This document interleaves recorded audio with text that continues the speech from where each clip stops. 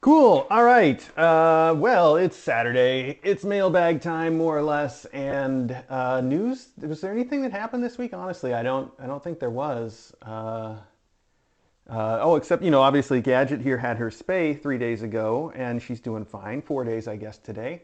Um, so today's the first day that she's not getting any pain meds, but she doesn't. She didn't seem like she even needed it on the first day. She's such a kitten. She was up and running around just like kittens do after her spay, instead of taking it easy at all, jumping on and off the bed and just being crazy like she is. But at least she doesn't bother her incision at all, so she hasn't had to wear a suit yet. Although I've still kind of been thinking about putting a suit on her to see if it calms her down or slows her down enough to introduce her more to the faculty. But I'm hoping this fence also kind of works that way where she can get an introduction. I don't think she's going to climb over the fence because she's not that kind of cat, as far as I can tell. But I do think that the faculty might do something dumb and jump over it, so I got to kind of keep an eye out for that. Because if they jump over it, she's going to hear that and she's going to come running, and then it'll probably just explode. So we'll watch out for that. But I don't think she's going to do it from this side because I just don't see her doing that. As crazy and wild as she is, she's not that much of a jumper and climber. I mean, she gets up the trees and she checks things out, but she's not the sort that I think would just go over a fence unless she had a real compelling reason. So not just for the sake of exploration, especially not when I'm sitting here, as you can see, and when all the toys are here.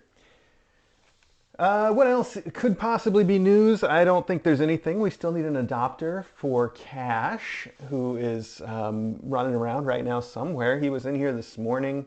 I've been trying to get him also introduced to the Tiny a little bit more because Cash wants somebody to play with really badly, and the Tiny wants someone to play with actually really badly. But so far, Cash knows how to play. Like he is clearly trying to play when he runs up on her, and he'll run up on her and then he'll stop short like he does when he's playing. And she gets very hissy, and because she's a little scared. He's big. He's big compared to her anyway. He's tiny for a cat, but um, he'll run up to her and she'll get scared and she'll poop up or hiss, and he backs right off like he should, like he does, like a cat does if they're just playing. So it's good, but she hasn't quite figured it out yet. So soon enough, I think she probably will. This one also wants somebody to play with and has even worse problems because I don't think that she knows how to turn it down like Cash does. But we're working on it. Well, hopefully at some point we can get her to be friends with somebody enough to play with them because she really, really wants to play. All right. There's no other news though. Not this week. Nothing I can think of.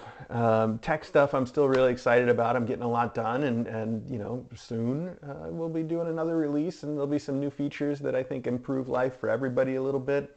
One of the things I was fixing this morning that I'm going to get back to, you may have noticed that when we switch cameras, you see the static, and then when the camera comes up, it shows the last few frames of the previous camera there. It's really weird. And that's just in the way the software works, but I've found a way that I can change how the cameras change so that that doesn't happen. And I'm excited about that. And it's one of those things that sort of has a synergy to it where the solution that I've put in place for that brings us access to all kinds of other really fun stuff, like being able to go full screen with the cameras, which we couldn't do during the birth, but now we could if she decided to have any more kittens, if Hazel thought maybe there was an extra hiding in there somewhere that's not poop. We could do that. Or when the next one comes along, so that's pretty nice. And a lot of other fun options like that too, but nothing that's really implemented yet except the full screen. So that's fun. Why are you licking that box, huh? DJ noticed you licking boxes the other day, and she thought that was weird. It's not weird, though. You've been doing it the whole time.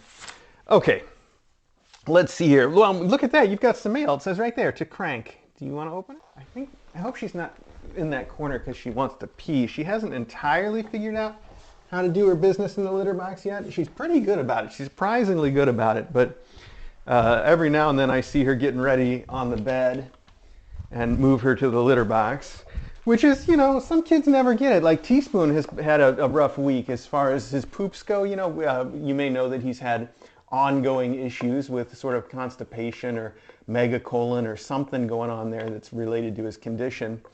and therefore has gotten multiple enemas, and he gets lactulose every day just like our little Tiny does.